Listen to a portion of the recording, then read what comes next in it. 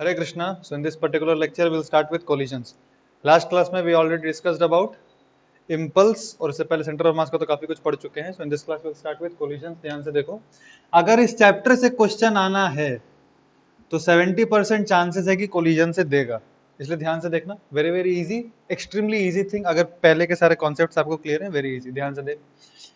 Suppose मैं आपको simple सा, हम लोग सीधे सीधे एग्जांपल से समझते हैं. देखो, सपोज मैं कहता हूं यहाँ पे एक बॉल है which is moving with speed of 10 metre पर सेकेंड, एंड यहाँ पे एक बॉल है which is moving with speed of 8 metre पर second.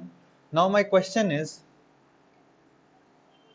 With what speed this ball is approaching this ball. ध्यान सुना जो बोल रहा हूं. My question is, with what speed is A approaching B. So what is answer? Answer is simple, 10 minus 8, 2 metre पर second. है कि नहीं? वेलोसिटी ऑफ अप्रोच, कितने स्पीड से ये इसको अप्रोच कर रहा है? सिंपल सा आंसर है 2 मीटर पर सेकेंड. ठीक है. सपोज मैं डेटा चेंज करता हूं, मैं बोलता हूं इसको 12 ले लो और इसको 6 ले लो. What is the velocity of approach in this particular diagram? कितने स्पीड से ये इसको अप्रोच कर रहा है? 12 माइनस 6, 6 मीटर पर सेकेंड. ठीक है. अगर मैं इसका डायरेक्शन को चेंज कर दूं, यहां कर दूं, now what is the velocity of approach? ये मूव कर रहा है 12 से और ये मूव कर रहा है 6 से. So with what speed they are approaching each other? 80 metre पर सेकेंड. क्लियर है? कुछ कुछ चीज का ध्यान रखना है आपको. अच्छा, कुछ कुछ चीज का ध्यान वो ये रखना है कि this is just a scalar quantity, this is not a vector quantity. Although मैं यहाँ वर्ड यूज कर रहा हूँ वेलोसिटी, स्पीड ऑफ अप्रोच बोल सकते हैं आप, but the essential point is ये हमेशा पॉजिटिव रहेगा. ये it is just a magnitude that I have to consider. No direction will be considered when I use this word velocity of approach. और velocity of approach के नाम में ही है कि कितने स्पीड से एक बॉडी दूसरे को अप्रोच कर रहा है. Say for example this 6 metre पर second and this body is moving with 2 metre पर second. So what is the velocity of approach? +4 की -4. -4 मत बोल देना, ये 2 से मूव कर रहा है और ये 6 से आ रहा है. So ये 6 मतलब what is the velocity of approach in this case? Simply 4 metre पर second. No plus and no minus, बिल्कुल भी कंफ्यूज नहीं होना. वेलोसिटी ऑफ अप्रोच क्लियर है, जैसा नाम बता रहा है वैसा काम भी है उसका. दूसरा चीज है, अगर मैं आपसे सिंपल सा क्वेश्चन पूछूं, अपने कॉपी में लिखते रहो वरना तुम लोग भूल जाओगे सब. कॉपी में साथ साथ लिखते रहना. सपोज मैं आपको बोला वेलोसिटी ऑफ सेपरेशन, इस केस में तो सेपरेशन का कोई बात ही नहीं. सपोज यहाँ कहता हूँ 10 मीटर पर सेकेंड, तो ये बताओ पहले अप्रोच के केसेस में अगर आप ध्यान दें, जहां वेलोसिटी ऑफ अप्रोच पूछ रहा था, वहां the two bodies were coming closer to each other, तभी तो अप्रोच का कंसेप्ट है वेलोसिटी ऑफ अप्रोच. अगर आपसे पूछता है वेलोसिटी ऑफ सेपरेशन, तो जाहिर सा बात है कि बॉडीज दूर जा रहे होंगे, तभी बात कर रहा है वेलोसिटी ऑफ सेपरेशन का. Just like velocity of approach, velocity of separation का भी हम सिर्फ एक पॉजिटिव वैल्यू ही कंसीडर करेंगे for the time being. So what is the velocity of separation in this case? आप देख के बता सकते हैं. देख के बताओ वेलोसिटी ऑफ सेपरेशन कितना है. ये 10 से भाग रहा है, ये 6 से भाग रहा है. सो what is the net velocity of separation relatively? That is 10 minus 6, दैट इज 4. उसी तरह अगर मैं आपको बोलता हूं कि 10 मीटर पर सेकंड यहां से भाग रहा है and this is running away with 4 metre पर second. So what is the velocity of separation? What is the velocity of separation? यहाँ सेपरेशन हो ही नहीं रहा, यहाँ अप्रोच हो रहा है. सेपरेशन पूछेगा ही नहीं आपसे. सेपरेशन के लिए दूर भागना चाहिए, तो इसको मान लो 14 मीटर पर second. What is the velocity of separation now? Same 4 metre पर सेकंड. यहां भी वही चीज ध्यान रखना, प्लस या माइनस का झमेला नहीं है, हमेशा प्लस रहेगा. मैग्नीट्यूड लेना है. सो वेलोसिटी ऑफ अप्रोच का मतलब एक बॉडी कितने स्पीड से दूसरे को अप्रोच कर रहा है. कॉमन सेंस से वैल्यू बस ध्यान में रखना. वेलोसिटी ऑफ सेपरेशन का मतलब कितने स्पीड से बॉडीज एक दूसरे से दूर जा रहे हैं. That's it. We just have to take into consideration of their magnitude. That's it. ठीक है. Now I am going to introduce a term that is basically called E. तो अभी तक हमने कुछ भी नया नहीं पढ़ा, ध्यान सुन लो, टेंशन मत आना. अभी तक कुछ भी नया पढ़ाया ही नहीं. दो ही चीज पढ़ाया आपको, ये सेकंड वेलोसिटी ऑफ सेपरेशन, और पहला चीज क्या पढ़ाया? Velocity of approach. ठीक है. चलो थोड़ा एक्टिव हो जाते हैं. आज का क्लास बेसिकली 3 पार्ट में हम लोग तोड़ेंगे. सबसे पहला पार्ट में मैं आपको कोफिशिएंट ऑफ रेस्टिट्यूशन, जिसको ई बोलते हैं, इस पे न्यूमेरिकल्स करेंगे. ध्यान से देख लो. The first thing, first part of the lecture will be coefficient of restitution पे we will be discussing some numericals. The second part of lecture is on head-on collisions, and the third part of the lecture will be on oblique collisions. ठीक है. Very simple, very short lecture. ये 3 में खत्म करेंगे अपना collision बिल्कुल systematically. चलिए आइए स्टार्ट करते हैं. So first we are studying right now is the first part we are studying. ठीक है. सो एक टर्म डिफाइन करते हैं जिसको हम क्या कहते हैं? Coefficient of restitution. Coefficient of restitution simple सा फॉर्मूला होता है इसका, velocity of separation by velocity of approach. क्या वेलोसिटी ऑफ सेपरेशन निकालना हम सीख चुके हैं, वेलोसिटी ऑफ अप्रोच निकालना सीख चुके हैं। तो क्या ई मिल जाएगा मेरे को? बिल्कुल मिल जाएगा। अब ये ई है क्या? E is coefficient of restitution. See for example I tell you कि मैंने एक बॉल को गिराया, ये सपोज मार्बल बॉल है, आपने कंचा खेला होगा बचपन में, अगर ऐसे का पता नहीं खेला नहीं खेला है, मार्बल बॉल है, ऐसे करके गिराते हैं, एक सीमेंटेड फ्लोर है, एक मार्बल गिरा रहे हैं और एक आटा को क्या बोलते हैं इंग्लिश में? डो का बॉल गिरा रहे हैं, दोनों का मास सब कुछ सेम है, डिट्टो एकदम आइडेंटिकल, ऑफ कोर्स डेंसिटी तो अलग ही है, पर सपोज मास सेम, और दोनों का अगर गिराओ सेम हाइट से, तो मार्बल बॉल अगर गिरने के कुछ ऊपर उठेगा, गिरने के बाद कुछ ऊपर उठेगा, और डो क्या होगा? गिरेगा और यहीं चिपक जाएगा ऐसे करके, ठीक है। तो डो के केस में वेलोसिटी ऑफ सेपरेशन क्या है? आया चिपक लिया, 0, जबकि मार्बल के केस में कुछ एक वेलोसिटी ऑफ सेपरेशन है। तो ये जो वेलोसिटी ऑफ सेपरेशन है, ये कौन डिसाइड करता है? Coefficient of restitution which is particular और a constant between two surfaces. It is just like coefficient of friction. Coefficient of friction का काम क्या था? उसका काम हमको मतलब ही नहीं था, कोफिशिएंट ऑफ फ्रिक्शन का हमको टेंशन नहीं लेते थे, डेटा में दे देता था हमको। उसी तरह से कोफिशिएंट ऑफ रेस्टिट्यूशन हम निकाल सकते हैं दो सरफेसेस के लिए। अगर कोई दो बॉडीज कोलाइड कर रहे हैं, मेरे को वेलोसिटी ऑफ सेपरेशन पता है, वेलोसिटी ऑफ अप्रोच पता है, तो उन दो सरफेसेस के बीच का हम क्या निकाल सकते हैं? Coefficient of restitution. It is basically constant, it will not change with time. Just like there is coefficient of friction, there is coefficient of restitution. Simple. कुछ एग्जांपल से हम अपन ये सब चीज को क्लैरिफाई करते हैं, ठीक है। जैसे फॉर एग्जांपल मैं कहता हूं आपको दो बॉडीज है ऐसे करके, and they are moving in this fashion. This is 10 meter per second and this is 15 meter per second. So they collide and after collision this starts moving with 20 meter per second and इसका speed slow हो जाएगा 20, मतलब इसका speed ले लो 13 metre पर second and इसका speed ले लेते हैं 14 मीटर पर सेकंड, ठीक है। अगर मैं आपको बोलूं ई फाइंड करना है आपको, अब फाइंड कर लो, बस दो ही क्वेश्चन करेंगे ऐसा सिंपल सा। वेलोसिटी ऑफ, बस फॉर्मूला पे ध्यान देना, ई का फॉर्मूला है velocity of separation by the velocity of approach. So this is 10 metre पर सेकंड से इधर मूव कर रहा है, 15 मीटर पर सेकंड से इधर मूव कर रहा है। सो आफ्टर द कोलिजन से फॉर एग्जांपल 12 मीटर पर सेकंड से इधर मूव कर रहा है, 12 मीटर पर सेकंड से इधर मूव कर रहा है। छोटा ले लेते हैं, 10 ले लेते हैं, चलो ठीक। तो दोनों ही केस में कोफिशिएंट ऑफ रेस्टिट्यूशन का आपको वैल्यू बताना है। Can you please find out quickly? चलो देख लो, यहाँ पे वेलोसिटी ऑफ ई का मतलब velocity of separation by velocity of approach. Separation कहाँ पे हो रहा है? अच्छा डेटा ही गलत, वेलोसिटी ऑफ, हाँ इसको यार 18 ले लो, आई एम सॉरी डेटा थोड़ा गड़बड़ हो गया था, यहाँ भी मैं आगे मार ही देगा उसको। वेलोसिटी ऑफ सेपरेशन कितना होगा? ये बिफोर कोलिजन फिगर है और ये आफ्टर कोलिजन है, ये बिफोर कोलिजन है, आफ्टर कोलिजन है, ठीक है।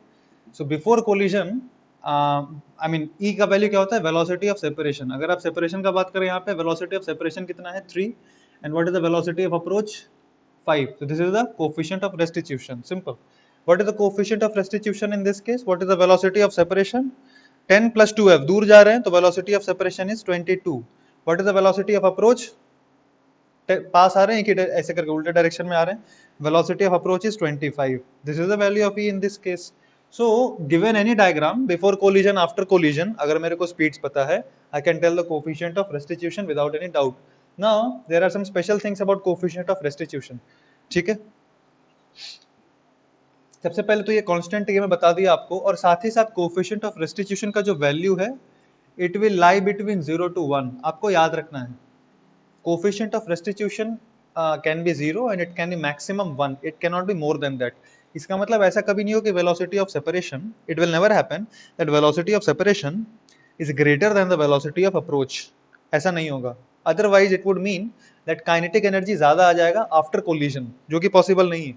Kinetic energy after collision can be either less or it can remain same even after collision in ideal case, but kinetic energy after collision of the system will not increase, क्योंकि system का energy ही increase कर जाएगा अगर आप कह रहे हैं कि आफ्टर कोलिजन काइनेटिक एनर्जी बढ़ गया तो। therefore velocity of separation will be always less than or equal to velocity of approach। E का वैल्यू 0 से 1 के बीच में रहेगा, अच्छे से दिमाग में सेट कर ले। अच्छा, E इक्वल्स टू 0 का क्या मतलब होता है, देखो एक पार्टिकल ऐसे करके जा रहा है, दूसरा पार्टिकल, आपको मैंने कह दिया E इक्वल्स टू 0 है, ये ऐसे ही देख लेते हैं, समझ लेते हैं कॉन्सेप्ट, कंसेप्चुअली ही देख लेते हैं, एग्जांपल लेके क्या करें, कंसेप्चुअली देख लो। E इक्वल टू 0 का क्या मतलब है, 0 equal to velocity of separation by velocity of approach. This means velocity of separation कितना आ गया, 0। इसका क्या मतलब हुआ, दो जो पार्टिकल्स आए उनका स्पीड हैव बिकम सेम। जो दो पार्टिकल टकरा रहे हैं, after collision their speed becomes same, that is basically called E equals to 0। अगर हुआ तो वैसा होगा, है ना।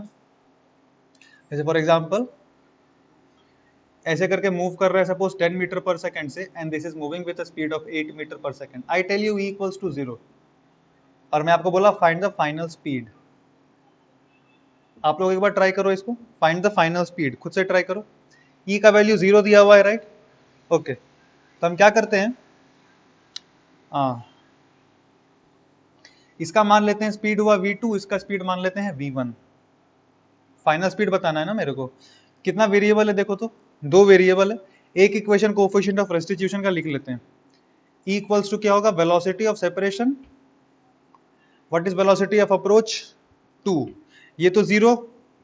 What does this mean, v1 equals to v2, पहला इक्वेशन आ गया, v1 इक्वल्स टू v2 पहला इक्वेशन। दूसरा इक्वेशन कैसे लिखेंगे, दूसरा इक्वेशन अगर आप ध्यान दो, सिस्टम पे कोई भी एक्सटर्नल फोर्स नहीं लग रहा, तो सिस्टम का जो momentum before the collision and after the collision will be same. Before the collision mass देना पड़ेगा ऑफकोर्स, 2 और 3 पकड़ लो, 2 और 3 पकड़ लें तो बिफोर कोलिजन कितना हो गया momentum, 20 plus 24 44। This is equals to 2v1 plus 3v2। This is the second equation, first equation second equation. अब अगर वहां पे v1 इक्वल टू v2 कर लें पहला इक्वेशन से, तो कितना आ जा रहा है, 44/5 equals to v, 44/5 equals to v। अब डायरेक्टली भी कर सकते थे, अगर यहाँ पे आया E इक्वल्स टू 0 का मतलब है इतना चिपक जाएगा, ऐसे करके ये दोनों चिपक जाएगा, तो डायरेक्टली मोमेंटम कंजर्वेशन का इक्वेशन लगा सकते हैं। Initial momentum 10 into 2 plus 8 into 3 that is 20 plus 24 44 equals to total mass, क्योंकि चिपक गया तो total mass 5 into a common velocity 5v, तो v इक्वल्स टू 44/5 डायरेक्टली भी आ जाएगा वहां से आपका। ठीक है, अगर ये समझ में आया है तो मैं ये वाला पोर्शन मिटाऊंगा और अपने definition of coefficient of restitution को थोड़ा अच्छा करते हैं। वेलोसिटी ऑफ सेपरेशन तो अच्छे से क्लियर हो गया है, वेलोसिटी ऑफ अप्रोच भी अच्छे से क्लियर हो गया है, उसको थोड़ा सा और रिफाइन करेंगे डेफिनेशन को। ध्यान से देखो, सपोज ये वॉल है, ये काम करते हैं, कुछ कुछ पहले हम न्यूमेरिकल्स कर लेते हैं ताकि अपने को कॉन्फिडेंस आ जाए कि सब कुछ समझ में आया है। पहले कुछ कुछ क्वेश्चंस कर लेते हैं, ठीक है। यहाँ पे एक ब्लॉक है, its mass is 2 kg and it is moving with a speed of 10 metre पर second. Coefficient of restitution is half. टकराने के बाद आपको उसका स्पीड बताना है। This is smooth, this is totally smooth. After collision you are suppose to tell the velocity of this particular block after collision बताना, ठीक है। चल दूसरा एग्जांपल मैं दे रहा हूँ, मान लो यहाँ पे 2 kg रखा हुआ है और हाइट यहाँ से हाइट इक्वल टू 5 मीटर से उसको वहां पे रिलीज कर दिए।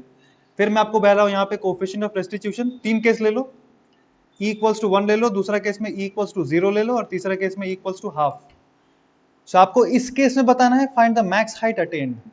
कोलिजन होगा, यहाँ पे टकराएगा धरती वहां पे आके, find the max height attained, you are suppose to tell me this. This is another situation.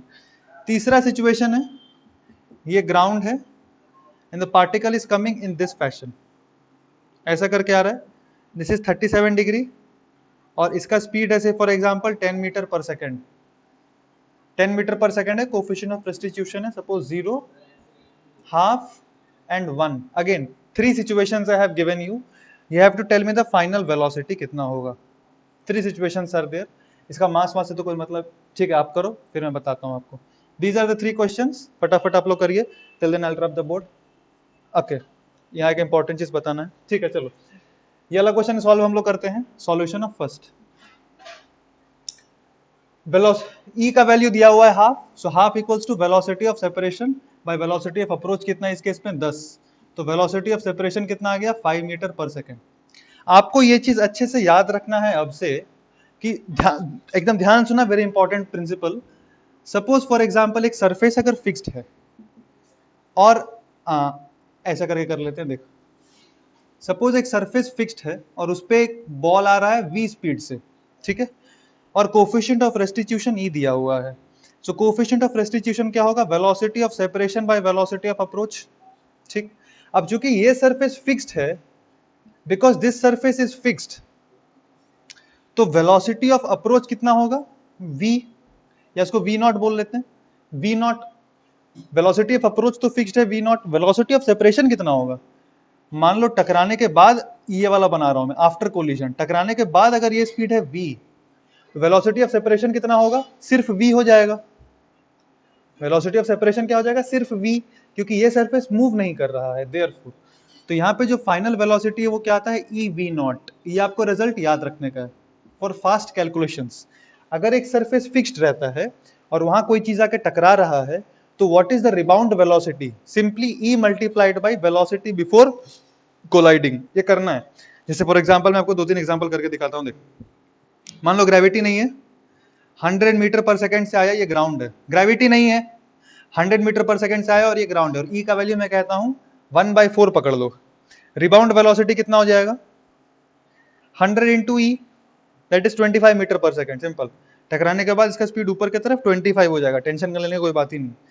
ये वाला एग्जांपल क्लियर है, देख 2-3 और एग्जांपल ले लेता हूं ताकि आपको कैलकुलेशन में थोड़ा कंफर्टेबल हो जाए हम लोग।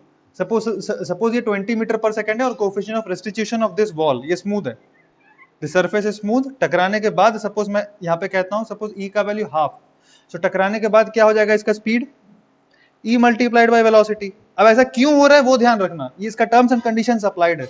सरफेस शुड बी फिक्स्ड, अगर सरफेस ये मूव करेगा तब ये फॉर्मूला एप्लीकेबल नहीं है, पर अगर सरफेस मूव नहीं कर रहा है and this is approaching with speed v not, तो टकराने के बाद इसका हो जाएगा ई वी नॉट। और ये बहुत यूजफुल होता है क्योंकि कई बार कोलिजन्स अर्थ से कराते हैं, क्योंकि अर्थ से कोलिजन्स करा रहे हैं, अर्थ तो फिक्स्ड है, तो अगर अपने को कंपोनेंट पता है जो अर्थ के परपेंडिकुलर है बिफोर कोलिजन, तो वो कंपोनेंट आफ्टर कोलिजन क्या हो जाएगा, ई वी नॉट। अगर टकराने से पहले वो कंपोनेंट वी नॉट है तो therefore this result is extremely important, ठीक है। टकराने के बाद यहीं अगर बोलिए 1/4, तो स्पीड कितना हो जाएगा, e into this, that is 5 metre पर सेकंड। चलो हटाओ, ये वाला क्लियर हो गया ढंग से। अब ये वाला ट्राई करते हैं फटाक से, देख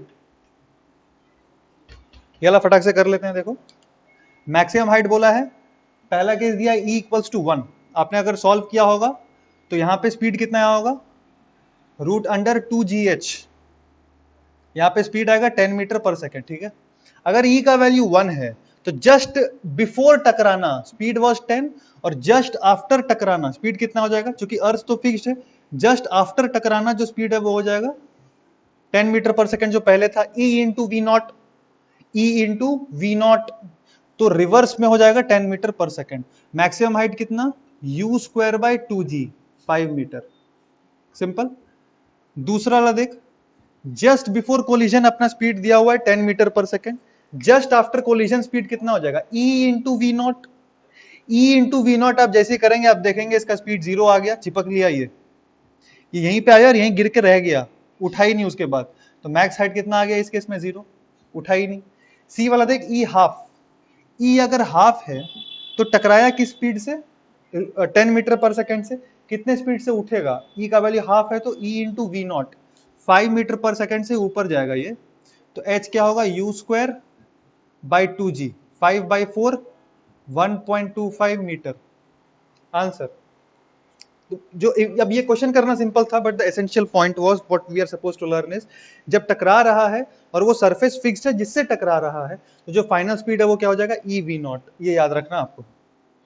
नेक्स्ट क्वेश्चन देखो 3, अब ध्यान से समझो, पहला केस करते हैं e इक्वल्स टू 0, पहला केस e इक्वल्स टू 0 नहीं करते हैं, पहला केस हम e इक्वल्स टू हाफ कर लेते हैं, ठीक है। e इक्वल्स टू 1 आप खुद से भी कर लोगे, हाफ करा दूंगा तो 0 वाला मैं बताऊंगा।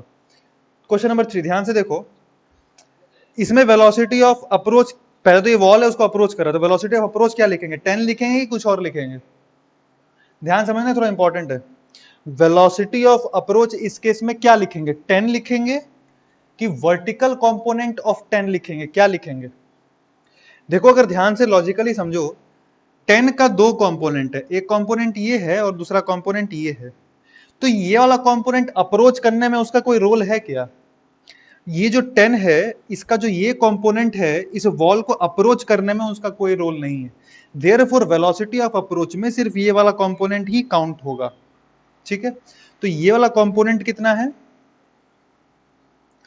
10 cos 53, इसका मतलब 10 इंटू 3/5 दैट इज 6, तो ये आया 6 और ये आया 8। तो टकराने के बाद, सिंपल सा बात है, देखो टकराने के बाद, टकराने से पहले क्या था, ये वाला स्पीड कितना है 8 मीटर पर सेकेंड और ये वाला स्पीड है 6 मीटर पर सेकेंड। आफ्टर कोलिजन क्या हो जाएगा, आफ्टर कोलिजन क्या ये वाला स्पीड में कोई चेंज आएगा? देख नॉर्मल, ये लास्ट वीडियो में डिस्कस किया, अब जो नॉर्मल लग रहा है वो कहां लग रहा है, ऐसे, तो ये वाला कंपोनेंट को ही चेंज करेगा, ठीक है? और यही है वेलोसिटी ऑफ अप्रोच। तो टकराने के बाद ये वेलोसिटी कितना हो जाएगा, ये वाला कितना हो जाएगा टकराने के बाद, ई वी नॉट, क्योंकि कोफिशिएंट ऑफ रेस्टिट्यूशन का जो इक्वेशन है वो इस पे लगाएंगे, ये तो वेलोसिटी ऑफ अप्रोच में है ही नहीं, तो इस पे लगाएंगे, तो ये component E V naught, e we naught बोले तो हाफ इंटू 6 दैट इज 3 मीटर पर सेकेंड, और ये जो पहले था अभी भी वैसा ही रहेगा 8 मीटर पर सेकेंड, फाइनल स्पीड मेरा आ गया, ठीक है? इस तरह करके अगर सपोज मैं आपको बोलता कोफिशिएंट ऑफ रेस्टिट्यूशन 0 है, उस केस में क्या होता सोचो, ये आया, ये 6 और ये वाला कंपोनेंट 8, कंफ्यूज ना होना, ये वाला कंपोनेंट 8, ये 10 दिया था, तो ये जो 6 है और ये जो 8 है, टकराने के बाद अगर कोफिशिएंट ऑफ रेस्टिट्यूशन 0 है, इसका क्या मतलब है कि ये वाला कंपोनेंट क्या हो जाएगा, टकराने के बाद उठेगा ही नहीं, क्योंकि ये component E V nought after टकराना, तो E is 0, V nought is 6, तो ये तो उठेगा ही नहीं ऊपर, इस तरफ उठेगा ही नहीं, पर क्या ये वाला कंपोनेंट चेंज होगा ना?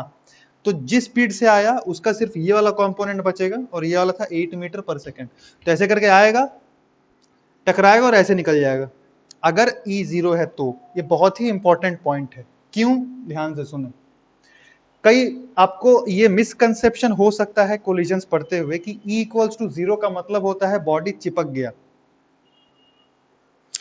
क्या E इक्वल्स टू 0 का मतलब है बॉडी चिपका? जरूरी नहीं। अगर हेड ऑन, साथ साथ अगर ऐसे करके टकरा रहे हैं, मतलब फेस टू फेस अगर सामने सामने टकरा रहे हैं, तो चिपक जाते हैं, ये सच है। जैसे पिछले क्वेश्चन में हमने किया था, 2 ब्लॉक्स आ रहे थे, ये वाले क्वेश्चन में भी किया था, पर पिछले एक क्वेश्चन मैंने कराया था जहां पे 2 ब्लॉक ऐसे करके, 2 बॉडी ऐसे करके मूव कर रहे हैं और ई का वैल्यू 0 है, तो उस केस में आप अज्यूम कर सकते हैं कि ये लोग चिपक लिए, ऐसे करके आए, मूव कर रहे हैं और चिपक के साथ मूव कर रहे हैं, वो अज्यूम करने में कोई दिक्कत नहीं।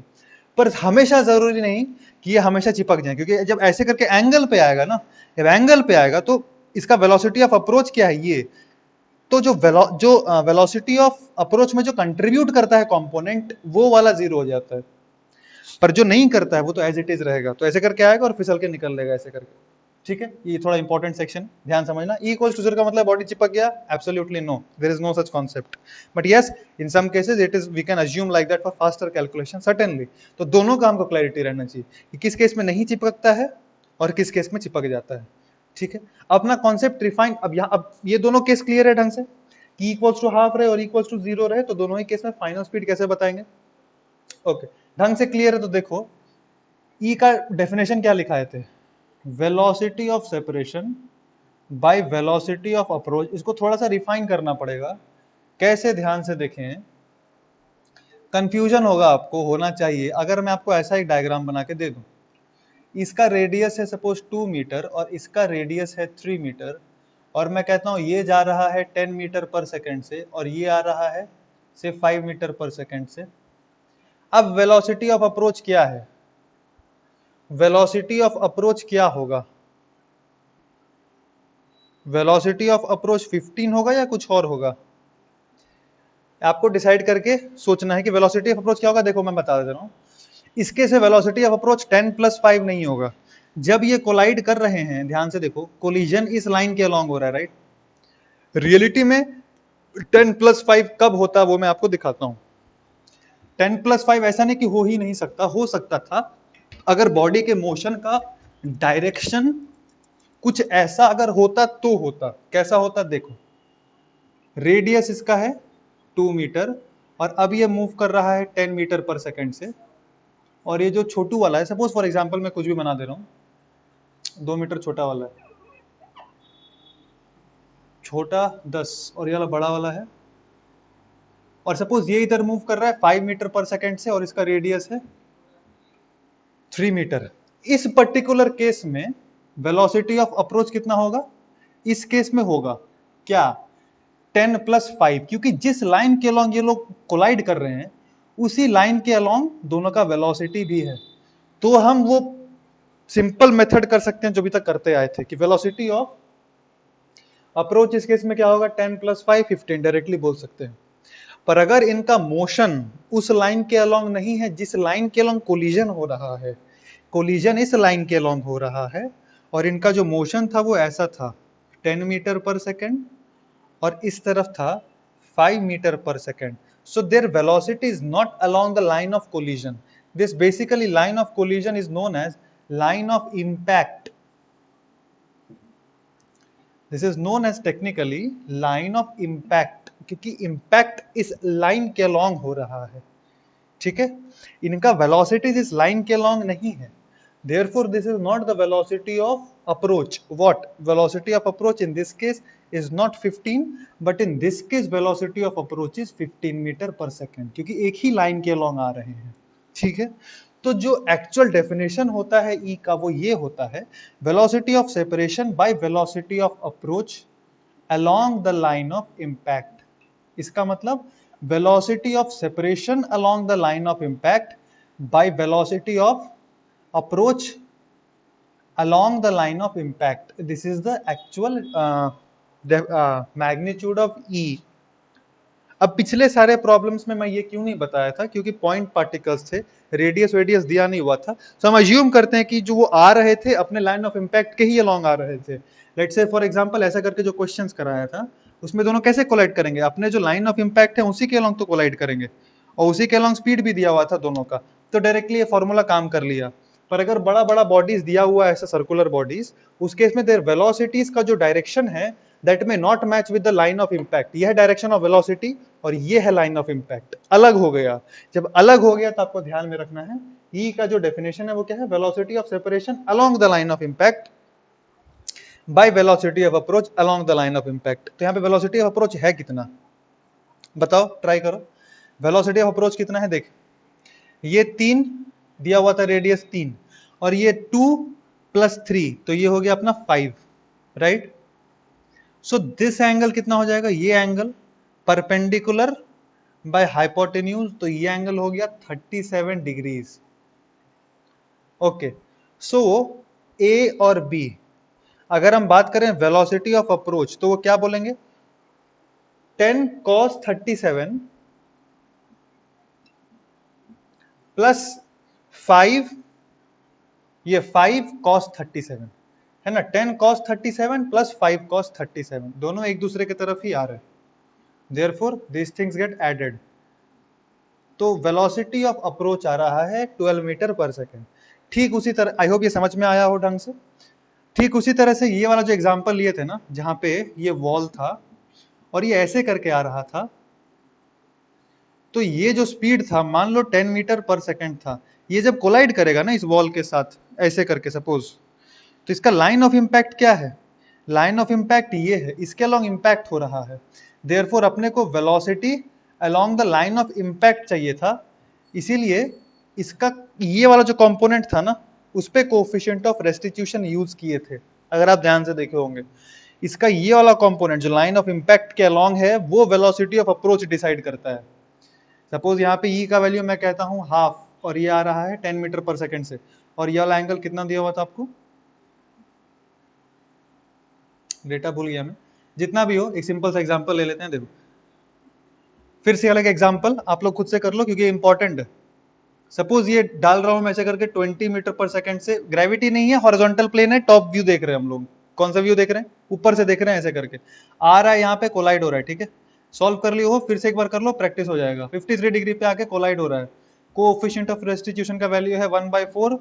Find the final velocity, find the final velocity. चलिए फटाक से निकाल लीजिए आप लोग। चलो देख लो, यहाँ पे आ रहा है ऐसे करके जब कोलाइड हो रहा है तो इसका दो कंपोनेंट है स्पीड का, एक ये कंपोनेंट 20 cos 37 बोले तो 20 इंटू 4/5 दैट इज 16 मीटर पर सेकेंड, और जो ये वाला कंपोनेंट है स्पीड का वो वाला कितना है, excuse me, 20 cos 53 that is 12 metre पर सेकेंड। सो अगर हम बोले ई इक्वल मतलब ये आ रहा है तो वेलोसिटी ऑफ अप्रोच कौन सा है, ये वाला, along the line of impact जो स्पीड होता है that will be accounted in velocity of approach. तो अपना जो टकराने के बाद ये वाला वेलोसिटी हो जाएगा, कितना हो जाएगा, e into velocity of approach, क्योंकि ये सरफेस तो फिक्स्ड है, पहले फॉर्मूला बताया है, तो e into velocity of approach direct लिख दें 3 मीटर पर सेकेंड, खत्म। और ये वाला स्पीड तो चेंज नहीं हो रहा टकराने के बाद भी, तो ये 16 ही रह जाएगा, तो टकराने के बाद ये स्पीड हो जाएगा। अब अगर आपको पूछ ले find the angle made with the wall, find the angle made with the wall after collision, angle कितना हो जाएगा made with the wall after collision, अगर ये थीटा पकड़ ले, tan थीटा इक्वल्स टू 3/16। कुछ भी पूछ सकता है आपसे, इंपल्स पूछ सकता है, इंपल्स पूछता है तो लास्ट क्लास में बताया था, लास्ट वीडियो में बताया था कैसे करके इंपल्स निकालेंगे। इस पे मोमेंटम लिख सकते हैं ना, अगर इसका मास दे दे मान लो 2 kg या 1 kg जो भी, तो मोमेंटम लिख सकते हैं पी फाइनल वेक्टोरियली, इंपल्स निकालना रहे तो वेक्टोरिया ऐसे करके लिख के, वेक्टोरियली ऐसे करके लिख के इसका वैल्यू निकाल सकते हैं हम।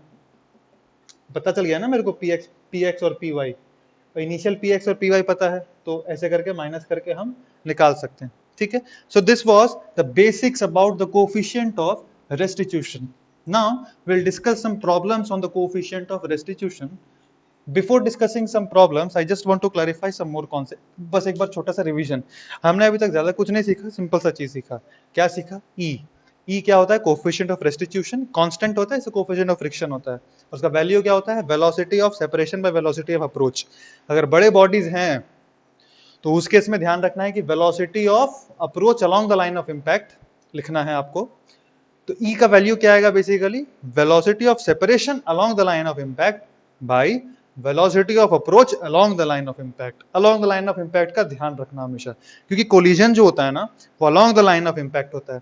जब छोटे पार्टिकल्स रहते हैं तो अपने को along the line of impact लेने का कोई टेंशन नहीं होता, जब बड़े पार्टिकल्स दिए रहेंगे then you have to take into account of those things. Velocity of separation निकालना सीख लिए, वेलोसिटी ऑफ अप्रोच निकालना ढंग से सीख चुके हैं। सो अब now let us solve some questions. So question solve करने से पहले ये भी चीज ध्यान रखना कि जब बेस फिक्स्ड रहता है, जिस वेलोसिटी से टपक रहा है उस सरफेस पे, गिर रहा है उस सरफेस पे, जो रिबाउंड करेगा वो वेलोसिटी कितना हो जाएगा, ई वी नॉट। ये भी समझा दिया था, ये भी समझा दिया था कि ई का वैल्यू 0 हो और अगर एंगल पे गिर रहा हो तो इसका मतलब ये जरूरी नहीं कि वो चिपक ले।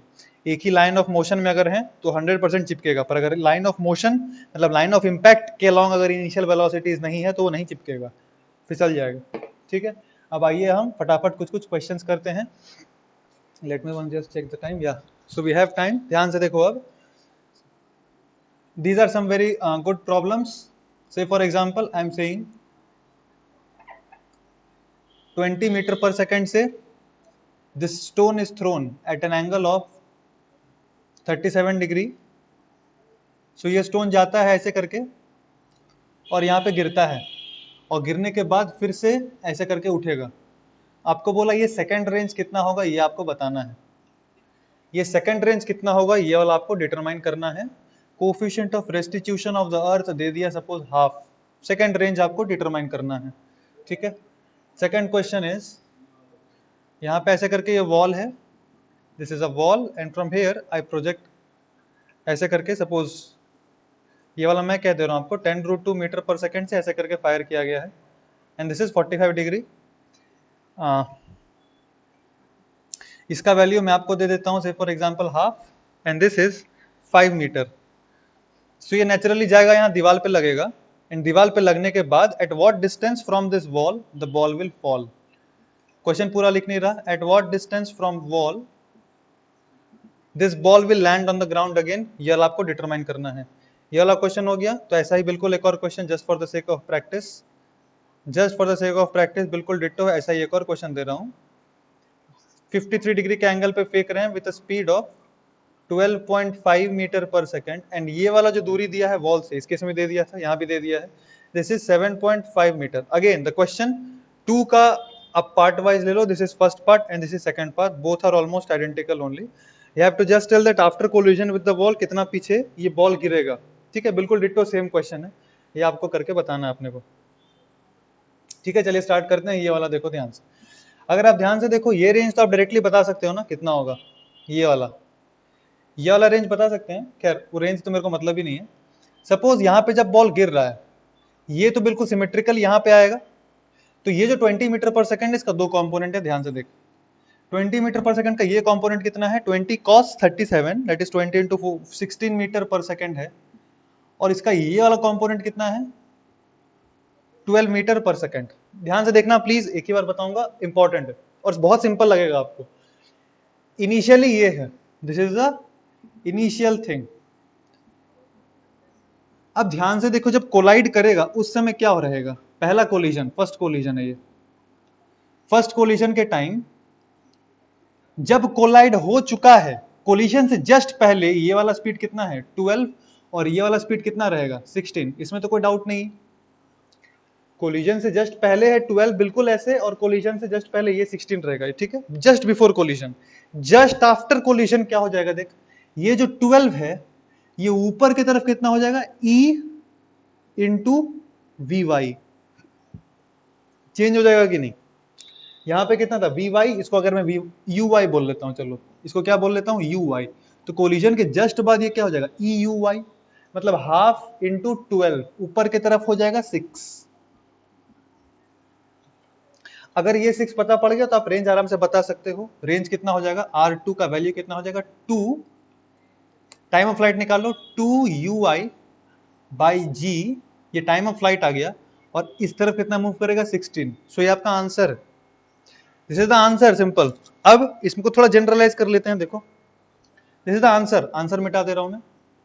Now let us try to find some generalised version. ये वाला अपन मान लेते हैं Ux है, और ये वाला Uy से इनिशियली फायर किया गया है. ठीक है, अब अगर ध्यान से देखो, फर्स्ट कोलिजन के बाद क्या हो जाएगा, ऊपर की तरफ Euy और इस तरफ Ux, ये तो चेंज नहीं होगा ना, ये तो चेंज नहीं होने वाला. तो रेंज कितना आ रहा है, ध्यान से देखो, 2 velocity along y, 2 Uy by G into Ux, ये आ रहा है सेकेंड रेंज. ठीक है, थर्ड रेंज कितना आएगा, अगर थर्ड रेंज का हम बात करें तो जस्ट सेकेंड कोलिजन के बाद, just after the second collision, ये डायग्राम बना रहा हूं, जस्ट आफ्टर सेकेंड कोलिजन, तो ये जो Euy है ये आएगा पार्टिकल फिर से आफ्टर सेकेंड कोलिजन. यहां पे था ऊपर की तरफ, सॉरी यहां पे ऊपर की तरफ कितना हो गया Euy, अब ये फिर से आ रहा है, तो यहां पे फिर से कितना होगा Euy नीचे की तरफ, और ये जस्ट बिफोर कोलिजन है, जस्ट आफ्टर कोलिजन क्या हो जाएगा E इंटू Euy. अरे EV0 होता है ना भाई, E इंटू Euy, तो ये क्या हो गया E square Uy second collision पे. सेकेंड कोलिजन पे क्या हो जाएगा E स्क्वायर Uy, और इस तरफ तो Ux अनचेंज्ड. तो थर्ड रेंज कितना आ गया, अगर आप ध्यान से देखो 2Uy by G into Ux, ऐसे करके रेंज आ जाएगा. अब अगर ध्यान से देखो R2 क्या है, ये 2Ux Uy by G R1 था, मतलब ये है ER1, और ये R3 क्या है E square 2Ux Uy by G क्या था R1. इसी तरह करके अगर मैं Rnth लिख दूं, वो क्या आएगा, फर्स्ट रेंज जो भी है इंटू E का पावर n-1. ठीक है, nth रेंज इतना आ जाएगा ना, अगर n को 1 पुट कर दो तो r फर्स्ट n को अगर 1 पुट करेंगे तो R1 आ जाएगा, 2 पुट कर दो तो ER1 आ जाएगा. जनरल रेंज है. ठीक है, बेसिकली आपको ये तो रटना है ही, पर कंसेप्ट ये समझना है कि अगर मेरे को कोलिजन का ये क्रिस्टल क्लियर आइडिया है कि टकराने के बाद जस्ट जो ये वाला कंपोनेंट है, जिस जो वेलोसिटी ऑफ अप्रोच वाला जो कंपोनेंट है वो एग्जैक्टली रिवर्स हो जाता है कितने स्पीड से, E इंटू वो वाला स्पीड से. अगर ये कंसेप्ट क्लियर है आपको तो कोई तकलीफ नहीं होगा इसका प्रूफ समझने में. तो इसलिए वो वाले कंसेप्ट पे ध्यान देना जो जस्ट पहले बताया था, E इंटू V0. बस इसी क्वेश्चन में अगर आपको बोलता time of flight of this पे क्या इफेक्ट पड़ा, तो कैसे निकालते, बिल्कुल ऐसे निकालते. देख पहला टाइम ऑफ फ्लाइट कितना है, पहला टाइम ऑफ फ्लाइट है 2Uy बाई G. दूसरा टाइम ऑफ फ्लाइट मतलब पहला यहां से आया 2uy/g में, सिंपल। यहां से यहां कितने में जाएगा 2 कितना है इस केस में euy/g, इसका मतलब e इंटू T1, ठीक है। T3 कितना होगा, ध्यान से देखो, टकराने के बाद फिर से ये जो थर्ड वाला पोर्शन है इसके लिए ui कितना हो गया e² uy, तो इसके लिए हो जाएगा e² uy, मतलब बेसिकली 2 इंटू जो वेलोसिटी अलोंग y है बाई g, है ना। अब अगर 2uy/g क्या है, यही था T1, तो e² T1। तो अगर nth का बात करेंगे, एकदम ध्यान से देखो, हड़बड़ाओ नहीं, अगर nth का बात करेंगे तो क्या बोलेंगे, फिर से वही बोलेंगे कि e का पावर n-1 इंटू T1, थोड़ा सुंदर से लिख लो, e का पावर n-1 इंटू R1, बस ये वही बात, basically projectile related problem. Second चीज देखो ध्यान से, सेकंड क्वेश्चन पे आते हैं हम लोग फटक से। चलिए सेकंड क्वेश्चन का डिस्कशन करेंगे। सेकंड क्वेश्चन में अगर आप ध्यान से देखें, जब पार्टिकल फायर किया गया है, वो जब उस वॉल से टकराता है तो उसका कौन सा कंपोनेंट अफेक्ट होगा और कौन सा कंपोनेंट अफेक्ट नहीं होगा, वो हम समझते हैं, ठीक है। चलिए देखिए, ये जब पार्टिकल यहां पे आया, अब सिचुएशन फिगर का कैसा दिया हुआ है, तो 10√2 10√2 ऐसा करके, ये वॉल है, यहां से हमने पार्टिकल को फायर किया विद स्पीड ऑफ 10√2 और ये वाला एंगल ले लिया 45 डिग्री, ठीक है। तो ये 10√2 हटा दे रहा हूं मैं क्या लिख रहा हूं, इस तरफ ले लेते हैं 10√2 का कंपोनेंट और इस तरफ ले लेते हैं 10√2 का कंपोनेंट। ये अपना हो गया uy और ये अपना हो गया ux, और ये वाला दूरी दिया है 5 metres, okay. Coefficient of restitution का वैल्यू मेरे को दिया हुआ है यहाँ पर हाफ। तो ये जो पार्टिकल आएगा वो टकराएगा, किस टाइम पे टकराएगा, देखो ये 5 मीटर है और x के अलॉन्ग वेलोसिटी तो कभी चेंज नहीं करेगा, सो टाइम ऑफ हीटिंग कितना होगा 5/10, 0.5 सेकेंड पे हिट करेगा, ठीक है। अगर आप टोटल टाइम ऑफ फ्लाइट निकाल लो, वो क्या होगा 2uy/g, that is 2 into 10/g, that is 2 second. इसका क्या मतलब है, 1 सेकेंड पे, ये टोटल टाइम ऑफ फ्लाइट है 2 सेकेंड, 1 सेकेंड पे मैक्स हाइट पे रहा होगा क्योंकि इसका हाफ है, 1 सेकेंड से भी पहले कोलाइड किया, मतलब ऐसे करके गया होगा और ऐसे करके आएगा। Just an imagination, I don't know कैसा होगा उसका मोशन, बट इतना तो बता सकते हैं कि मैक्स हाइट रीच नहीं किया, उससे पहले टकराया। अब वो पार्टिकल ऐसे आएगा या वो पार्टिकल ऐसे आएगा, this thing I don't know, I have just drawn a rough graph, मतलब ग्राफ नहीं, just rough diagram I have drawn, imagine करो वैसे जा रहा है, वैसे नहीं भी जा सकता, ठीक। अच्छा एक चीज देखो, अब जब पार्टिकल यहां पे आएगा और टकराएगा इस पॉइंट ऑफ टाइम पे, इस पॉइंट ऑफ टाइम पे कौन सा कंपोनेंट ऑफ वेलोसिटी अफेक्ट हो रहा है और कौन सा अफेक्ट नहीं हो रहा है। यहां पे जब टकरा रहा है तो सिर्फ ux अफेक्ट होगा क्योंकि नॉर्मल ऐसे लग रहा है ना, तो ये कंपोनेंट आफ्टर टकराना कितना हो जाएगा, देख जस्ट बिफोर टकराना था ux, जस्ट बिफोर टकराना, जस्ट आफ्टर टकराना ये वाला कंपोनेंट कितना हो जाएगा eux, यही हो जाएगा ना। और जो पार्टिकल टकराने से जस्ट पहले यहां पे मान लो था uy, मान लो टकराने के बाद कितना होगा ऊपर की तरफ uy में कोई भी चेंज नहीं हो रहा है क्योंकि जो नॉर्मल लग रहा है वो uy के हमेशा परपेंडिकुलर लगेगा, therefore uy will remain as if the particle would have the uy will remain after collision just like it would have been if the wall would not have been there। वो wall UI को वैसे भी affect नहीं कर रहा, कितना भी collision आप करवा लो, कितना भी कोलिजन करवा लो, क्योंकि यूआई ये जो कंपोनेंट है उसके हमेशा परपेंडिकुलर हिट कर रहा है, ये कंपोनेंट कभी भी चेंज नहीं होने वाला।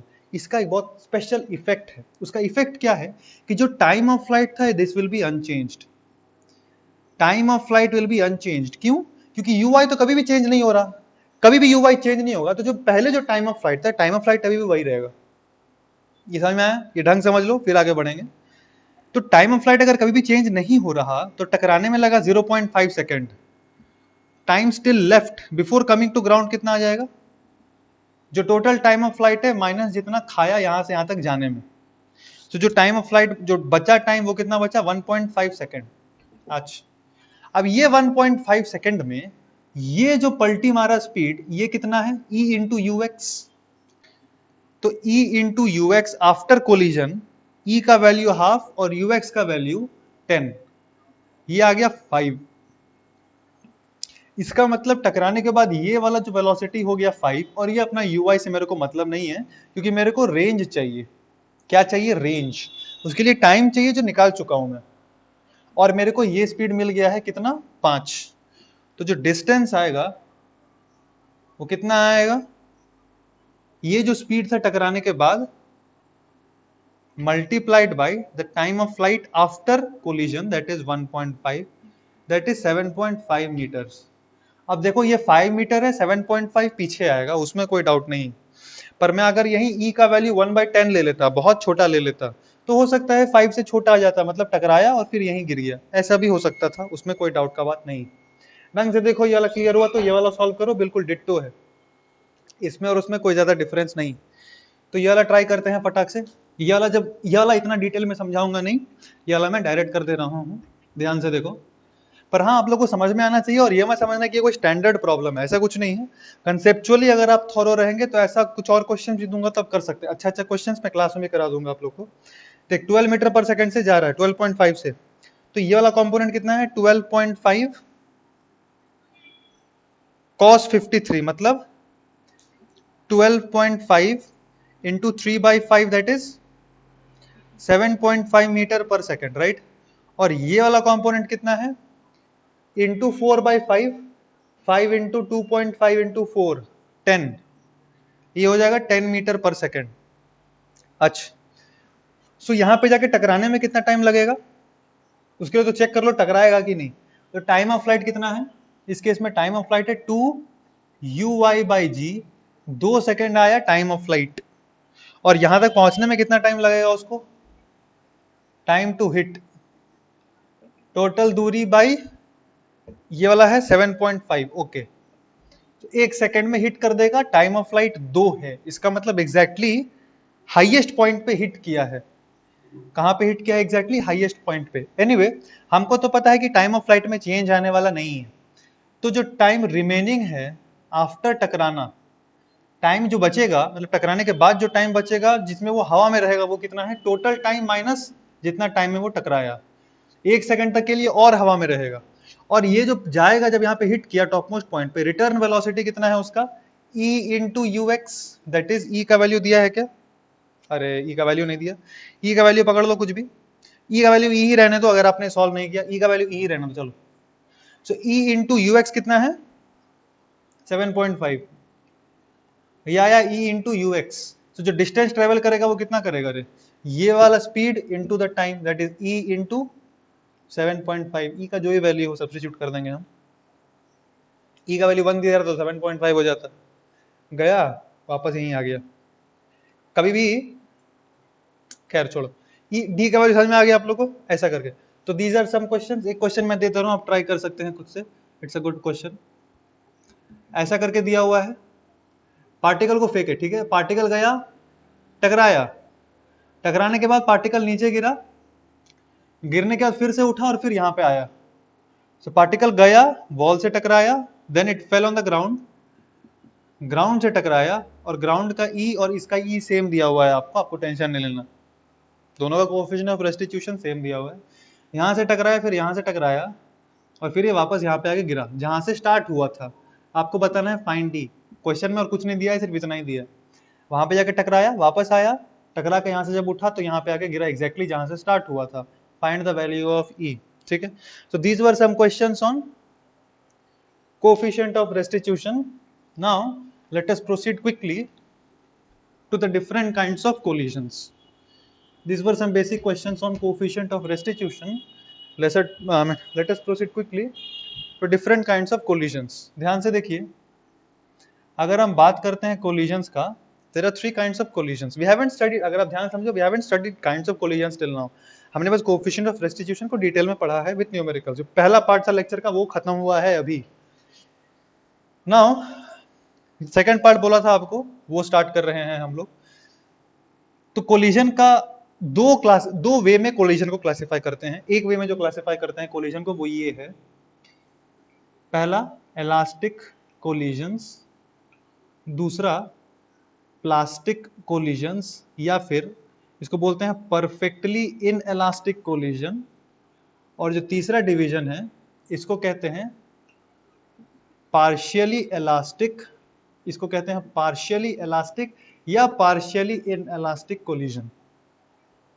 आपको ये क्लासिफिकेशन रटाया हुआ रहना चाहिए एज इट इज, इसमें कुछ नहीं ज्यादा दिमाग लगाना है आपको, ठीक है, ढंग से एकदम बिल्कुल परफेक्टली।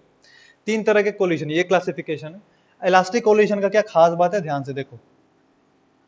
इलास्टिक कोलिजन का कुछ खास बात है, क्या खास बात है, ध्यान से देखें। सबसे पहला चीज, दो ही पॉइंट इसमें आपको याद रखना है, ज्यादा कुछ नहीं है, दो पॉइंट याद रखना है। जो पहला पॉइंट है इलास्टिक कोलिजन में वो ये है कि इसमें कोएफिशिएंट ऑफ रेस्टिट्यूशन 1 रहता है। Coefficient of restitution in the case of elastic collision is 1 and kinetic energy is conserved. Kinetic energy initial will be equal to the kinetic energy final, where kinetic energy initial is the kinetic energy of system before collision and kinetic energy final is the kinetic energy of the body after collision, so of the systems after collision. तो kinetic energy conserve रहेगा, मतलब delta के will be 0, change in kinetic energy is 0, ठीक।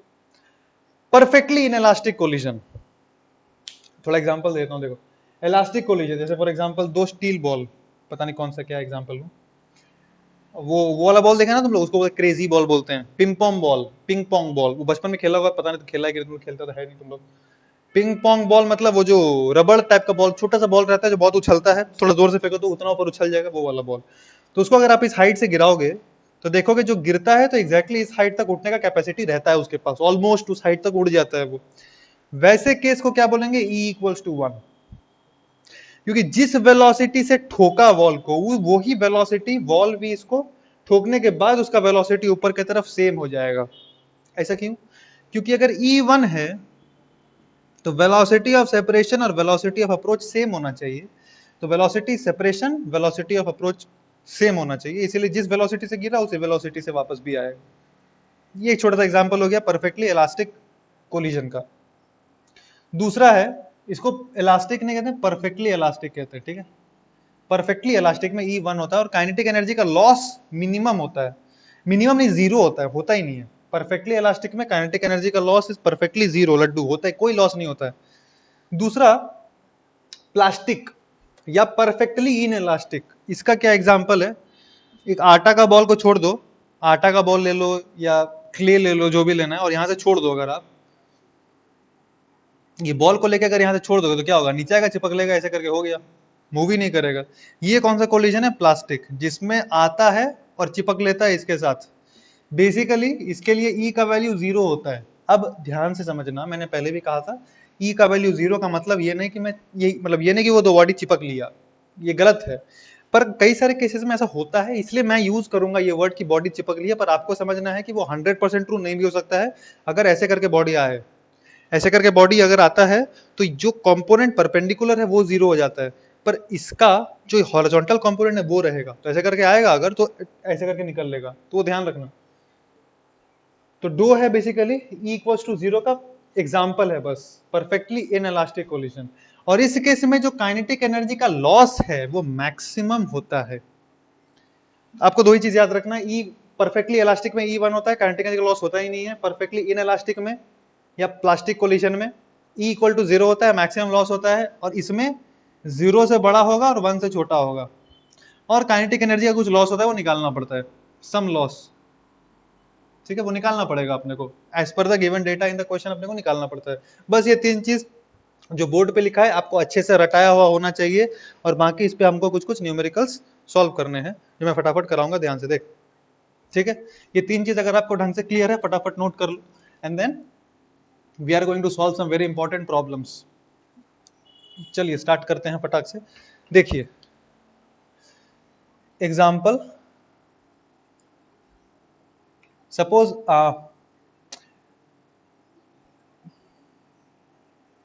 4 kg का ball है, और ये भी ले लो 4 kg का बॉल है। This is moving with 2 metre पर second, but this is moving with 4 metre पर सेकेंड, ठीक है। E का वैल्यू, केस ए, E का वैल्यू 1 लेना है, दूसरा में ई का वैल्यू हाफ लेना है, और तीसरा केस में ई का वैल्यू 0 लेना है। निकालना क्या है? Find final velocities. Final velocity कितना होगा ये निकालना है अपने को, पहला चीज। दूसरा चीज निकालना है डेल्टा के, मतलब चेंज इन काइनेटिक एनर्जी कितना होगा, ये अपने को दूसरा चीज निकालने का है। ठीक है, चलिए ध्यान से देखिए, डिस्कस करना स्टार्ट करते हैं हम लोग। ई का वैल्यू 1 है, ओके। यहाँ पे क्या करेंगे देखो फटाक से, आफ्टर कोलिजन मैं कहता हूं इसका मान लो वेलोसिटी v2, इसका वेलोसिटी v1। अगर मेरे को पता नहीं रहता है कि वेलोसिटीज का डायरेक्शन क्या होगा, तो हमेशा पॉजिटिव के अलोंग सेफली मान लेने का है आपको। आप ऐसे ही मान सकते हैं, पर उतना पगलाने की जरूरत नहीं है, उसी तरफ मानते हैं। तो देख कितना वेरिएबल, दो वेरिएबल, एक इक्वेशन कहां से आएगा? कोएफिशिएंट ऑफ रेस्टिट्यूशन से एक इक्वेशन आ जाएगा। दूसरा इक्वेशन कहां से आएगा? हमेशा ध्यान रखना कि कोलिजन्स में मोमेंटम कंजर्व होगा, कोलिजन्स में मोमेंटम कंजर्व होगा। एक चीज और ध्यान रखना, बहुत ही स्टार मार्क मार के इंपॉर्टेंट है, कोएफिशिएंट ऑफ रेस्टिट्यूशन में दो कंसेप्चुअल बातें मेरे को आपको कहनी थी। पहला कंसेप्चुअल बात तो वो लिख लेना स्टार मार्क मार के, अगर ई का वैल्यू 0 है तो चिपक लिया, ये ट्रू नहीं है। दूसरा चीज जो मेरे को कहना था, जो मैं भूल गया कहना, भी कह दे रहा हूं, ध्यान से, ये याद आया, सुन लो ध्यान से। दूसरा है कि E इक्वल, जब E का इक्वेशन यूज करेंगे, ये कब यूज करते हैं? कोएफिशिएंट ऑफ रेस्टिट्यूशन का इक्वेशन कब यूज करते हैं? जब मोमेंटम कंजर्व्ड हो। जब मोमेंटम कंजर्व्ड हो, नहीं, ऐसा कोई जरूरी नहीं। ई का इक्वेशन चाहे मोमेंटम कंजर्व हो चाहे नहीं हो, हम यूज कर सकते हैं, 100% कर सकते हैं। अरे जब वॉल से इसको कोलाइड करा रहे थे तो इसमें मोमेंटम थोड़ी ना कंजर्व था, इसमें इसमें कोई मोमेंटम कंजर्वेशन का कोई रोल नहीं था। कई सारे ऐसा क्वेश्चंस मैं दे सकता था आपको, जैसे फॉर एग्जांपल देता भी हूं, देखो वैलिडिटी ऑफ ई कब होगा? जब मोमेंटम कंजर्व हो, ऐसा कोई जरूरी नहीं है। ई का इक्वेशन हम हमेशा लिख सकते हैं।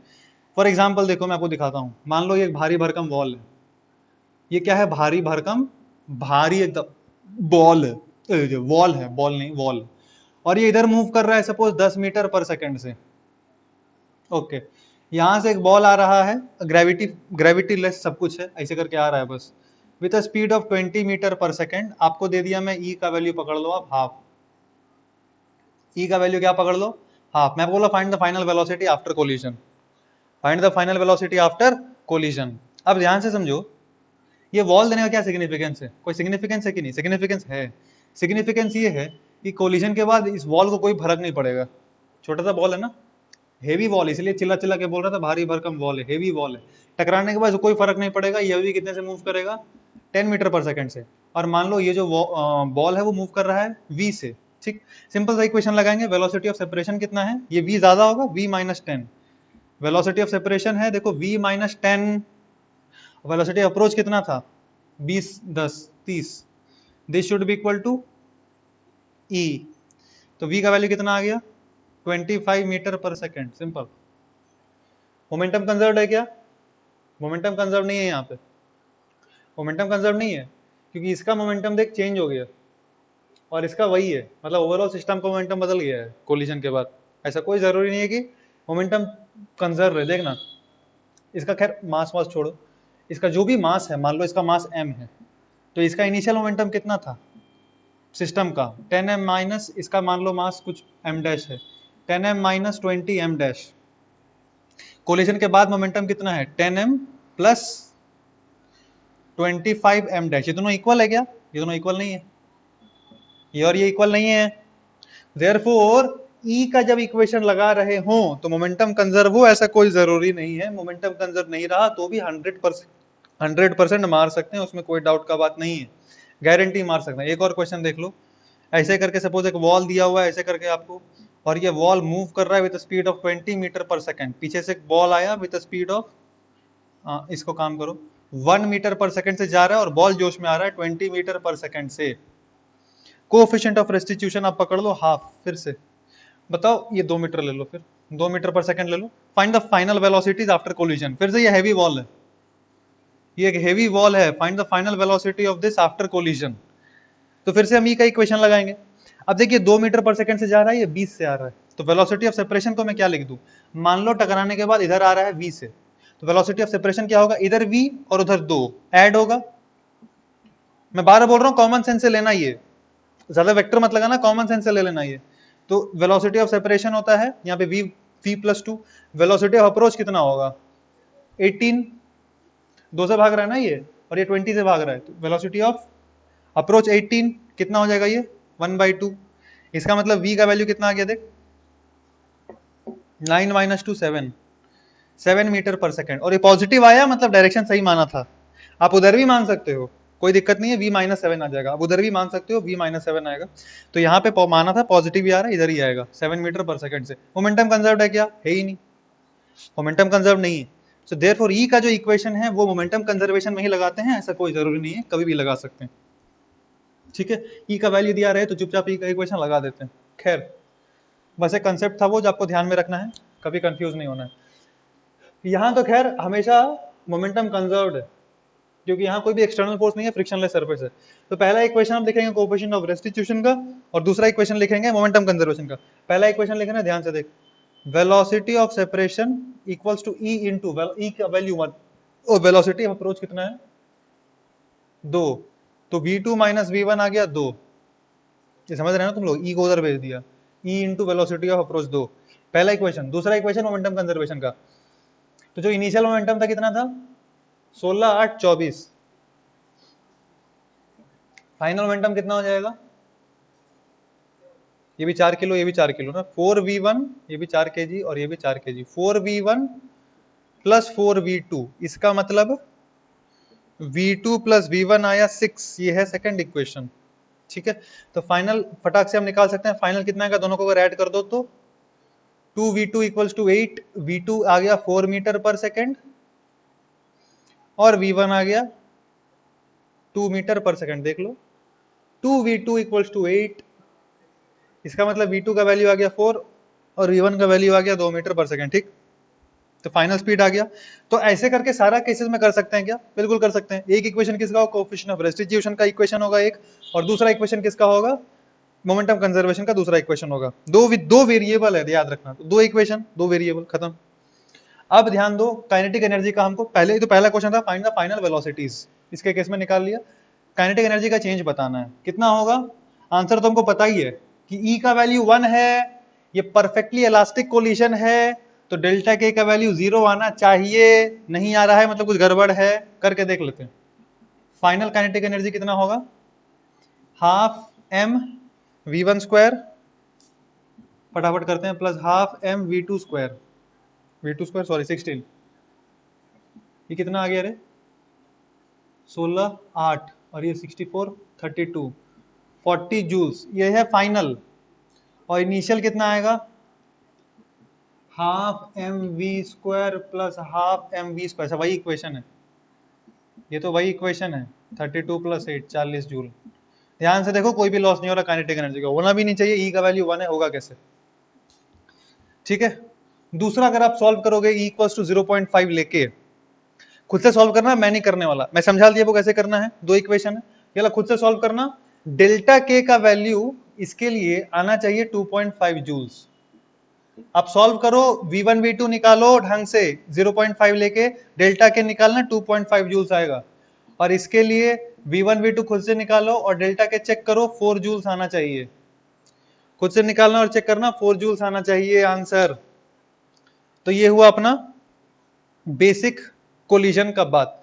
अब ध्यान से समझो, हमने जो क्वेश्चन किया अगर उसको एक जनरलाइज्ड फॉर्म में हम देखें तो हमने क्या किया, ये मास m1 है, ये मास m2 है, इसका मेरे को इनिशियल स्पीड दे दिया हो, किसी भी डायरेक्शन के अलॉन्ग हो, कोई फर्क नहीं पड़ता, कोई फर्क नहीं पड़ता, हमको E दिया है, तो हम क्या v1 और v2 निकाल सकते हैं, v1 और v2 निकाल सकते हैं कि नहीं, देखो डेटा दिया रहेगा, आराम से निकाल सकते हैं। ये सारा अगर डेटा दिया रहे और E दिया रहे, मतलब पहला हम क्या करेंगे, v2 मान लेंगे, v1 मान लेंगे, पहला इक्वेशन आएगा कोएफिशिएंट ऑफ रेस्टिट्यूशन से, दूसरा इक्वेशन आएगा मोमेंटम कंजर्वेशन से। कैसा भी फिगर दिया रहे हम ये v1 और v2 100% निकाल सकते हैं, हम डेल्टा के 100% निकाल सकते हैं, इसमें कोई डाउट वाला बात नहीं है। इतना ढंग से क्लियर है आपको। अब देख, ये मेन से पूछा गया था, ट्राई करना ठीक से,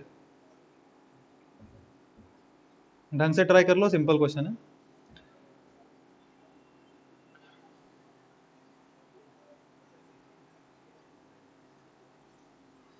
इसका मास है 2m और ये v स्पीड से जा रहा है x एक्सिस के अलोंग, और दूसरा बॉल का मास है m और इसका स्पीड है 2v और ये जा रहा है y एक्सिस के अलोंग, ये x एक्सिस के अलोंग जा रहा है और ये y एक्सिस के अलोंग जा रहा है। ये लोग कोलाइड करेगा दिया हुआ है क्वेश्चन में, ये कोलिजन होगा इनका और दे स्टिक आफ्टर कोलिजन, दोनों चिपक लेते हैं, ठीक है, दोनों चिपक गए। आपको बोलना है loss in kinetic energy after collision कितना होगा, आफ्टर कोलिजन कितना होगा आपको बोलना है अप्रोक्सीमेटली। Option A 44, 80, 56, 72 joules. आपको बोलना है फटाक से find the loss in kinetic energy after collision, फटाक से निकाल के मेरे को बता कितना होगा।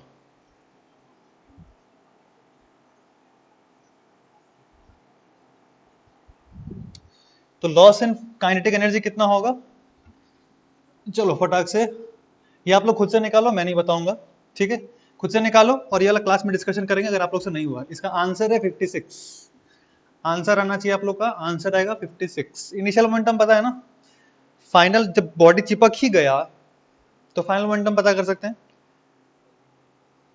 फाइनल मोमेंटम पता करेंगे तो v निकल जाएगा, मोमेंटम कंजर्वेटिव, v निकल गया तो पता पड़ जाएगा चेंज इन काइनेटिक एनर्जी कितना है। ट्राई कर लो, सिंपल सा क्वेश्चन था।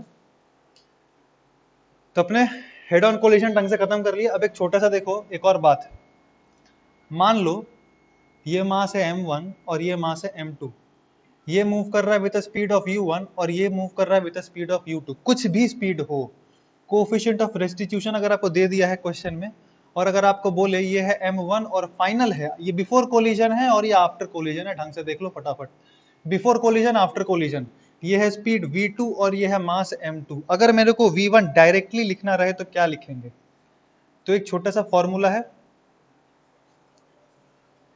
क्या है एक फॉर्मूला, वो क्या है ध्यान से देखो। अगर मेरे को इसका, अब ध्यान सुनना बिल्कुल, इसका स्पीड लिखना है v1 mass of the first body, mass of the first body, तो क्या लिखेंगे pi, pi क्या है total initial momentum plus v1 का मतलब m2, m2 तो u2 minus u1 by total mass, as it is आपको रटना है, it's a very important formula, क्योंकि जब न्यूमेरिक डेटा दिया रहेगा तो डायरेक्ट फॉर्मूला से अपना आसान आता है। v2 कितना होगा, पहले ये वाला पे फोकस करते हैं, देख मैं पहले लिख देता हूं फिर समझाता हूं। v2 होगा pi plus m1e u1 minus u2 by m1 plus m2। अच्छे से रटाया हुआ रहना चाहिए आपको ये फॉर्मूला। कैसे रटना है देखो, दोनों ही पोर्शन में ये वाला फिक्स्ड, चाहे वो v1 हो चाहे वो v2 हो, दोनों का फाइनल वेलोसिटी हो। ये इनिशियल फिगर क्लियर है ना ढंग से, पहले कोई भी सिचुएशन दिया हो, कोई भी दो बॉडीज कैसे भी कोलाइड कर रहे हैं, अगर मेरे को कोलिजन से पहले ये v1 पता है, कोलिजन से पहले u2 पता है, तो जस्ट आफ्टर कोलिजन ये सिचुएशन है मान लो, तो v1 निकालने का स्ट्रेट अवे फॉर्मूला है इनिशियल मोमेंटम, बता सकते हैं कितना है, m2 तो पता ही है, e दिया हुआ रहेगा, ये सब दिया है डेटा, याद कैसे करना है, इनिशियल मोमेंटम प्लस वेलोसिटी 1 का निकालना है तो मास 2 का लिखेंगे इनटू e, मास जिसका लिखे उसी का स्पीड पहले लिखना, जिसका मास लिखे हैं उसी का स्पीड लिखना, माइनस दूसरे वाले का speed by the total mass. Practice करते हैं चलो, दूसरे वाले का वेलोसिटी लिखना है तो इनिशियल मोमेंटम प्लस पहले वाले का मास इनटू e, पहले वाले का मास लिखे तो पहले वाले का speed by the total mass, और अगर पहले वाले का फाइनल वेलोसिटी लिखना है तो इनिशियल मोमेंटम प्लस पहले वाले का लिखना है तो दूसरे वाले का मास इनटू e, और दूसरे वाले का मास लिखे तो दूसरे वाले का वेलोसिटी पहले आएगा बाय द टोटल मास। ढंग से क्लियर है, अच्छे से रट्टा मार लेना। फिर आगे क्वेश्चन देते हैं सिंपल सा, आपको दो इक्वेशन लिखना पड़ रहा था ना, पहला इक्वेशन लिखना पड़ रहा था कोएफिशिएंट ऑफ रेस्टिट्यूशन का और दूसरा इक्वेशन लिखना पड़ रहा था मोमेंटम कंजर्वेशन का, उसको सॉल्व करने से हमारा आंसर आ रहा था, ठीक है, उसको सॉल्व करने का ये एक डायरेक्ट फॉर्मूला है। आप वो इक्वेशन लिख के अगर कंफर्टेबल है करने में तो अच्छा बात है, और अगर फॉर्मूला रट पा रहे हैं तो भी अच्छा बात है, वैसे भी कर सकते हैं। जैसे फॉर एग्जांपल यहाँ पे ये 4 kg का दिया हुआ था और ये मूव कर रहा है 4 मीटर पर सेकंड से, और यहाँ पे ये भी 4 kg दिया हुआ था और ये मूव कर रहा है 2 मीटर पर सेकंड से। कोलिजन के बाद अगर मेरे को इसका इनिशियल स्पीड बताना है तो मैं क्या बताऊंगा, इनिशियल मोमेंटम कितना है, 4 4 16 प्लस 8 24 प्लस इसका स्पीड बताना है तो मास इसका लेंगे, कोफिशिएंट ऑफ रेस्टिट्यूशन मान लो हाफ, तो कोफिशिएंट ऑफ रेस्टिट्यूशन ले लिए, और 1 का स्पीड बताना है, मास 2 का लिखे हैं तो स्पीड 2 का लिखेंगे, इनिशियल स्पीड 2 का था माइनस इसका इनिशियल स्पीड बाई टोटल मास कितना है 8, ये है आंसर।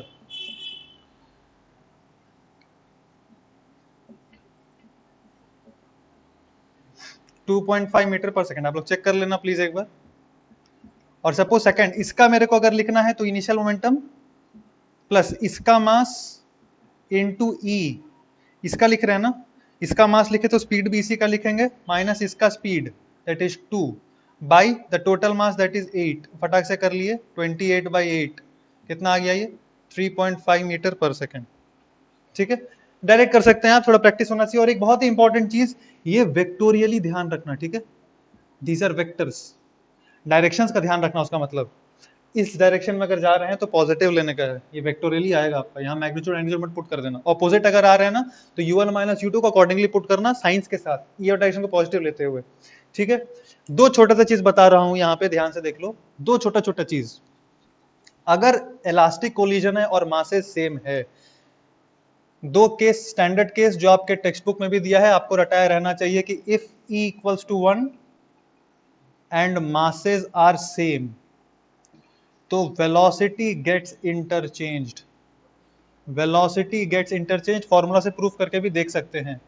जैसे फॉर एग्जांपल मैं कहता हूं 2 किलो का है, 10 मीटर पर सेकंड से आ रहा है, और ये भी 2 किलो का है और 20 मीटर पर सेकंड से आ रहा है, ई का वैल्यू मैं बोल देता हूं 1, तो टकराने के बाद क्या होगा, दोनों का मास सेम है, पहला चीज, दूसरा चीज ई का वैल्यू 1 है, टकराने के बाद वेक्टोरियली स्पीड एग्जैक्टली इंटरचेंज हो जाएगा, ये जो स्पीड है ना ये इसके पास आ जाएगा और इसका जो स्पीड है वो इसके पास आ जाएगा, एग्जैक्टली इंटरचेंज हो जाएगा। कब होगा, ई का वैल्यू 1 होना चाहिए और मासेस सेम रहने चाहिए, तब एग्जैक्टली वेलोसिटीज इंटरचेंज होता है, पहला चीज।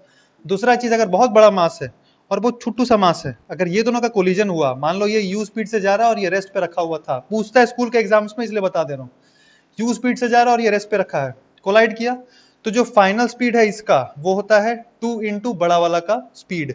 कैसे होता है अप्रोक्सीमेशन, आप फॉर्मूला में पुट करके निकालो खुद से, 2 टाइम्स ऑफ इसका इनिशियल स्पीड आएगा। ये दो स्पेशल केस है, ठीक है। अब इस पे कई सारे खूब क्वेश्चंस आते हैं, प्रीवियस ईयर्स में आए हुए हैं, चाहे वो नीट हो, मेंस हो, एडवांस हो, हर जगह आए हुए हैं। पिछले ही साल एक फैकल्टी मेरे को ये वाला क्वेश्चन दे रहा था, ऐसे करके 2 बॉब्स है, यहाँ से छोड़े हैं, बॉब का लेंथ L दिया हुआ है, तो ये दोनों यहाँ पे आएगा, टकराएगा, तो इसका इनिशियल स्पीड, इसका इनिशियल स्पीड मेरे को मिल जाएगा एनर्जी कंजर्वेशन से, ई का वैल्यू दे दिया हुआ है, तो टकराने के बाद इसका स्पीड मिल जाएगा, कितना हाइट ऊपर उठेंगे मिल जाएगा। उसी तरह से सपोज ऐसा करके सिचुएशन है, ये सॉरी ये वॉल है, मान लो ये आ रहा है कुछ स्पीड से, यहाँ पे एक ब्लॉक रखा हुआ है, टकराने के जस्ट बाद मोमेंटम कंजर्वेशन करा सकते हैं हम, ई का कुछ वैल्यू दे देगा तो फाइनल वेलोसिटी निकाल लेंगे हम टकराने के जस्ट बाद। अरे ये रेस्ट पे है ना, ये तो आ रहा है ना किसी स्पीड से, टकराने के जस्ट बाद दोनों का स्पीड निकाल सकते हैं, जस्ट आफ्टर कोलिजन जो होगा स्पीड इस फॉर्मूला से निकाल सकते हैं हम, बाकी फिर ये कितना कंप्रेस करेगा निकाल सकते हैं। कई सारा ऐसा क्वेश्चन दे सकते हैं, मान लो ऐसा करके रख दिए, यहाँ पे एक पार्टिकल रखा हुआ है, ऐसा करके आएगा, इसको मारेगा, बोलो कितना इसका क्या बोले, कितना कोफिशिएंट ऑफ रेस्टिट्यूशन रहे कि ये कंप्लीट वर्टिकल सर्कल कर ले, तो कितना इसका स्पीड रहना चाहिए। मान लो ये लेंथ L है, ये लेंथ L है, तो यहाँ पे मारेगा तो स्पीड हो जाएगा इसका √2gh, just before collision speed कितना होगा, √2gl, यहाँ से गिर रहा है ना L हाइट से, तो √2gl मारेगा तो स्पीड कितना, E√2gl, वर्टिकल सर्कल पूरा करने के लिए E√2gl should be greater than equal to √5gr, E का कंडीशन मिल गया कि E should be greater than और इक्वल्स टू √5gr/2gl मिल गया। तो बेसिकली पिछले चैप्टर से हम कंबाइन करके पूछ सकते हैं, एसेंशियली जो कोलिजन्स था वो इतना ही है, ठीक है। आई होप समझ में आया आपको, चलिए थैंक यू वेरी मच।